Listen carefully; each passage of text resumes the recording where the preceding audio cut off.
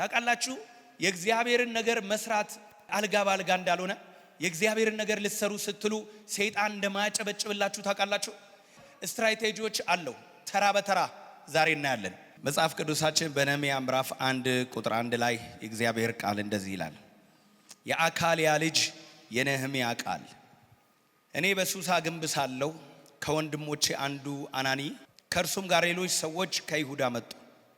እኔም የዳኑትን ከምርኮም የተረፉትን የአይሁድን ነገር የኢየሩሳሌምን ነገር ጠየቅኳቸው። እነርሱም በዚያ ስፍራ ያሉ ከምርኮ የተረፉት ቅሬታዎች በታላቅ መከራና ስድብ አሉ። የኢየሩሳሌም ቅጥር ፈርሷል፣ በሮቿም በእሳት ተቃጥለዋል አሉኝ። እኔም ይህንን ቃል በሰማው ጊዜ ተቀምጬ ያለቀስኩ፣ አያሌ ቀንም አዝን ነበር። በሰማይ አምላክ ፊትም እጾምና እጸልይ ነበር። እንዲህም አልኩ፣ አቤቱ የሰማይ አምላክ ሆይ ለሚወዱህና ትእዛዝን ለሚያደርጉ ቃል ኪዳንና ምሕረትን ለሚጠብቁ ታላቅና የተፈራ አምላክ ነህ። ታውቃላችሁ የእግዚአብሔርን ነገር መስራት አልጋ ባልጋ እንዳልሆነ የእግዚአብሔርን ነገር ልትሰሩ ስትሉ ሰይጣን እንደማያጨበጭብላችሁ ታውቃላችሁ። ስትራቴጂዎች አለው ተራ በተራ ዛሬ እናያለን። አንደኛው ያፌዝብሃል። የመጀመሪያው የሰይጣን መሳሪያ ፌዝ ነው። ልክ እንዲህ ነገር አስብ ያለው ስትል አንቺ የመጀመሪያ መሳለቅ፣ ማፌዝ፣ ማሽሟጠጥ ሊሆን ይችላል፣ መሳለቅ ሊሆን ይችላል። እውነት ውሸት በተለያየ መንገድ ፌስቡክ ላይ፣ ቲክቶክ ላይ፣ ዩቲዩብ ላይ ታያላችሁ። ሰዎች ሲሳለቁ ይሳለቃሉ። የእግዚአብሔር ነገር ይዛችሁ ስትወጡ፣ መንፈሳዊ ነገር ይዛችሁ ስትወጡ፣ ልትጸልዩ ስትወጡ፣ ልታገለግሉ ስትወጡ ምን ያደርጓቸዋል? ዲስካሬጅ ያደርጓቸዋል። ዲስካሬጅመንት የሰይጣን መሳሪያ ነው። ጦቢያ፣ ሰንበላጥ፣ ጌሳም በንቀት ሳቁብን። ከጎን ያለው ሰው እየሳቁ ትቀጥላለህ በለው። እየሳቁ የእግዚአብሔር ነገር ይዘህ ስትንቀሳቀስ በመጀመሪያ ሰይጣን የሚመታ በንቀት ነው። ይንቀዋል።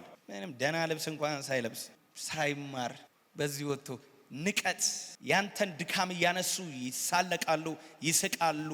ቀላል አደረጉን አለ። ሌላ ፖለቲሳይዝ አደረጉት። ብዙ ጊዜ የእግዚአብሔር ነገር ይዛችሁ ስትመጡ ከመንፈሳዊ ነገር ሊያወጧችሁ ይፈልጋሉ፣ ወደ ፖለቲካ ሊወስዷችሁ ይፈልጋሉ። ይህ አደገኛ ነገር ነው፣ የሰይጣን ስትራቴጂ ነው። እኔ ግን መልሼ የሰማይ አምላክ ያከናውናል። አንድ ሰው አሜን ይበላ። እኛ ባሪያዎቹ ተነስተን ለቀልድ፣ ለሹፈት፣ ለፌዝ፣ ለነዚህ አሉባልታዎች ብቸኛ መፍትሄው ምን እንደሆነ ታውቃለህ? መስራት ነው። ሰይጣን የሚዋጋችሁ ህይወት ስላላችሁ፣ ሰራተኛ ስለሆናችሁ፣ ስራውን እያፈረሳችሁበት ስለሆነ ነው እንጂ እባብ እኮ ጫት ከቃማችሁ አይነካችሁ። በሱ ቁጥጥር ስር ከሆንክ የፈለከውን ነገር ያቀርብልሃል፣ አትነካም። እምቢ እሰራለሁ፣ አገለግላለሁ፣ እግዚአብሔር ራይ ሰጥቶኛል፣ ወደፊት እንደዚህ አቅዳለሁ ስትል ከየት መጣ ማትለው ውጊያ የሚባለውን ነገር ያኔ ነው የምትጀምረው። ከተማውን ቀይራለሁ ካልክ ውጊያው ከባድ። አሜን።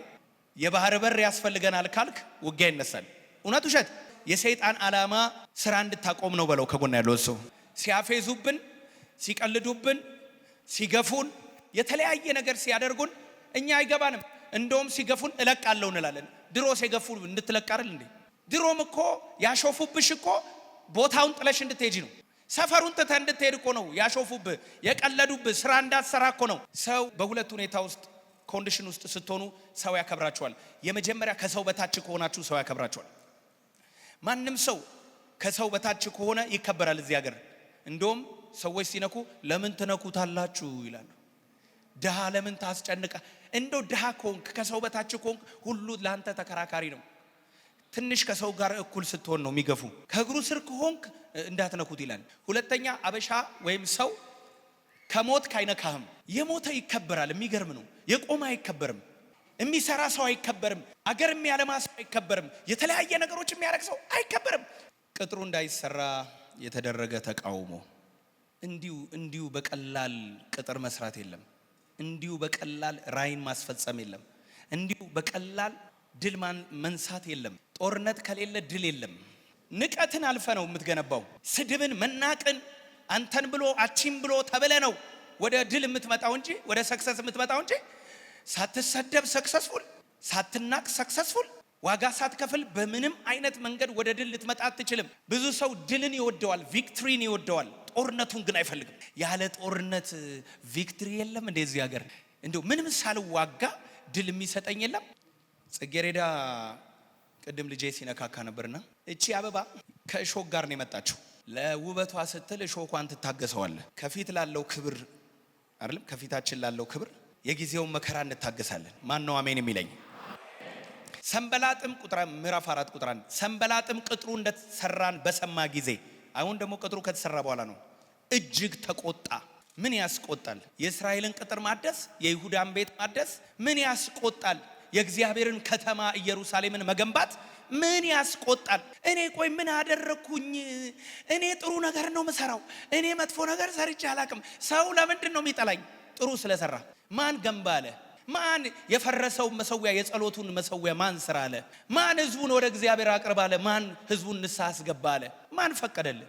ቅጥሩ እንዳይሰራ ተቃውሞ አድርገው ነበረ። ቅጥሩስ እንደተሰራ ሲሰሙ መበሳጨት ጀመሩ።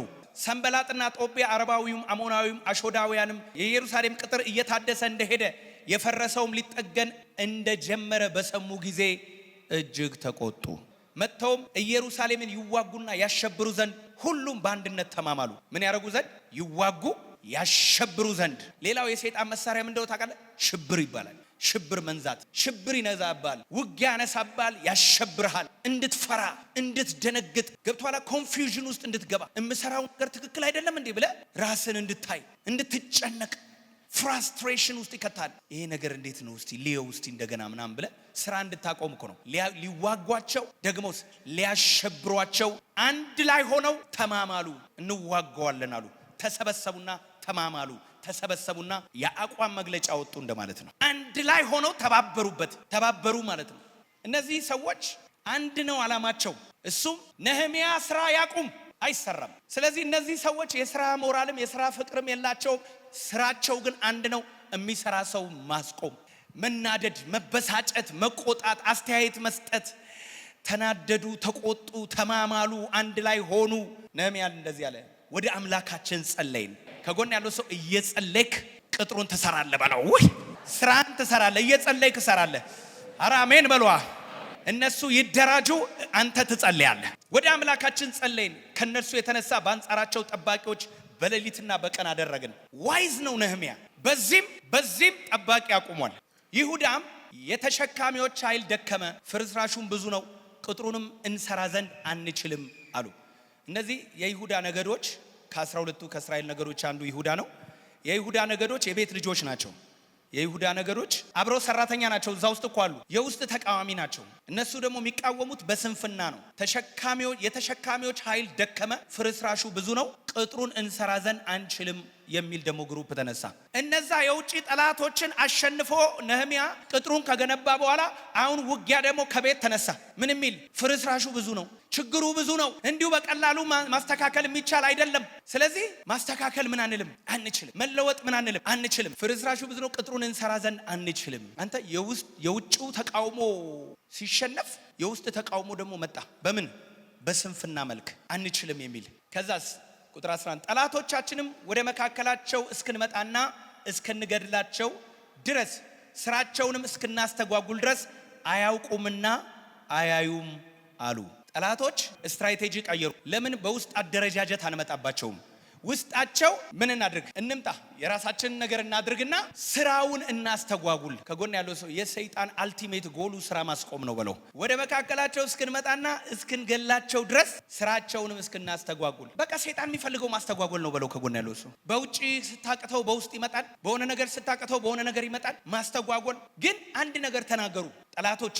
እነ ሰንበላጥ፣ እነ ጦቢያ፣ እነ ጌሳም አንድ ነገር ተናገሩ። በመካከላቸው እስክንመጣ እስክንገባ እስክናስተጓጉላቸው እስክንዋጋቸው እስክንገላቸው ድረስ አያዩም አሉ። ዛሬ መልእክቴ ይሄ ነው። አያዩም። ቀደም ነህምያ ምን አለ? ንቀውናል አለ። አያዩም አሉ። ጠላቶቻችን ምን አሉ? ዛሬ አይንሽ ይከፈታል ማየት እንድትችል። ብዙ ሰው ጠላቱን ማየት አይችልም፣ ምንም ማየት አይችልም። በቃ እንደዚህ ያያል፣ ሁሉ ነገር ቆንጆ ነው ይላል። በመካከሉ እኮ ገብተዋል፣ ሊገሉት ሊወጉት እኮ ነው። ተመሳስለው እኮ ገብተዋል። ምን ብለው ነው ያሰቡት? አይንም አሉ። ነህምያ ግን ምዕራፍ ይሄን ተናግሬ ይጨርሳለሁ። ምዕራፍ 4 ቁጥር 14 ላይ አይቼ ተነሳው። እስቲ አይቼም ተነሳው በሉ። እግዚአብሔር አይን ይስጣችሁ። ምታይበት አይን ይስጥ በለው ከጎን ያለው ሰው። ነህምያ አየው አለ። መጀመሪያ ከመነሳት በፊት ምን ያስፈልጋል? ያየኸውን ነው አምትሄደው፣ ያየኸውን ነው አምትወርሰው። ያላየውን ሰው ኬት ያመጣዋል? ለመውረስ መጀመሪያ ምን ማለት ያስፈልጋል? ያየውን ነው ሰው የሚወርሰው። ላየው ነገር ነው ሰው የሚጋደለው። ላየው ነገር ነው ሰው የሚዋጋው። ምን አይተሃል ነው? አይተሻል አላየሽም? እግዚአብሔር አይን ይስጥሽ። አይንህን እግዚአብሔር ይፈውስልህ። ጤናማ እይታ እንድታይ እግዚአብሔር ይርዳ። መጋረጃዎች ይቀደዱ። ታላላቆችና ሹማምንት የቀሩትንም ሕዝብ አትፍሯቸው፣ ታላቁና የተፈራውን ጌታ አስቡ። ቀደም ብያቸዋለሁ ስጀምር ምዕራፍ 1 ላይ ነህምያን ምን አለ? ወደ እግዚአብሔር ጸለይኩ። ምን ብዬ? ታላቅና የተፈራ አምላክ ሆይ። ሕዝቡን ሰብስቦ ታላቁንና የተፈራውን እግዚአብሔርን አስቡ እንጂ ጠላቶቻችሁን አትፍሩ። ታውቃለህ፣ እግዚአብሔርን እያሰብክ ነው የጀመርከው የምትጨርሰው። ጅማሬና ተስፋ ሰጣችሁ ዘንድ ያለው እግዚአብሔርን አስበው ትጀምራለህ፣ ትጨርሳለህ። ታላቁና የተፈራውን እግዚአብሔርን አስቡት። እነዚህ ጠላቶቻችሁን ምን አትብሉ? አትፍሩ። ስለ ወንድሞቻችሁ፣ ስለ ወንድና ስለ ሴት ልጆቻችሁ፣ ስለ ሚስቶቻችሁም፣ ስለ ቤተሰባችሁም ተዋጉ አልኳቸው። ወረኛው እያለ እየተዋጋ ትወርሳለህ። ችግር ፈርተ ቤት ትቀመጥም። ፋይት ጉድ ፋይት። መልካሙን ጦርነት ምን ማለት አለብህ? መዋጋት አለብህ። በሐሳብ የሚመጣውን በሐሳብ ትሞግተዋለህ። አሜን በሏ። በመንፈስ የሚመጣውን በመንፈስ ትመቸዋለሽ። ቃል ሰጥቷል። አዎ ቃሉን ይዘህ ትዋጋለህ። ለመውረስ የመጀመሪያው ማድረግ ያለብን ነገሩን በሚገባ ማየት ነው።